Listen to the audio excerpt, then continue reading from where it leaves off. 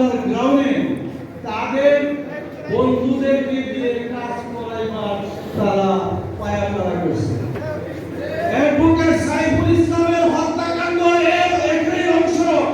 Advocate Saiful Islam আলিফকে যারা হত্যা করেছে, ইসকনকে যারা পৃষ্ঠপোষকতা করেছে, ইসকনের নামে বিশৃঙ্খলা তৈরি করে দেশে অরাজকতার পরিস্থিতি তৈরি করে ভারত মাতাকে এই দেশে দাওয়াত দেওয়ার অপচেষ্টা যারা করেছে, আমরা যারা আগস্ট বিপ্লবে ছিলাম, আমরা তোমাদের ষড়যন্ত্র ব্যক্ত করে দিতে প্রস্তুত আছি ইনশাআল্লাহ। ছাত্র জনতা ঘরে ফিরে যায় না। আমরা দেখি আমাদের সমন্বয়কদের গাড়ি বহরে হামলা হয়, তাদের গাড়ি বহরে হামলা করা এইগুলো এই ষড়যন্ত্রের অংশ।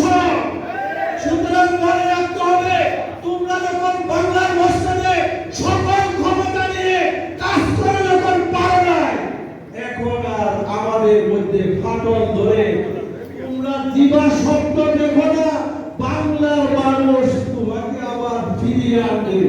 তবে আনবে, সেই ফিরিয়ে আনবে, তোমাকে যেতে হবে 14 সিটের ঘরে যেতে হবে, তোমাকে বিচার হবে, অপরাধীদের বিচার করতে হবে। তোমরা শব্দ দেখো, বাংলাদেশের বৃহৎ একটা দল গণতান্ত্রিক অধিকারে এই নির্বাচনে অংশগ্রহণ করতে চায়, ভালো কথা। আমরা বলি তোমরাও নির্বাচন করবা, কিন্তু আগে তোমাদের বিচার হতে হবে। এরকম উদারতা দেখানো যাবে না। আওয়ামী লীগকে যদি সুযোগ দেওয়া হয়, এই সাপ আবার দংশন করে। সুতরাং সাপকে সম্পূর্ণ বিনাশ না করে এই দেশে আরেকটা কথাই বলতে চাই, সকল কিছু শেষ করে নির্বাচন দিয়া তারপরে যাবেন, এই উপদেষ্টাদের এটাও আমি মনে করি না। কারণ নির্বাচিত সরকার না আসলে তারা সম্পূর্ণ সংস্কারকে তারা পরিপূর্ণ করতে পারবে।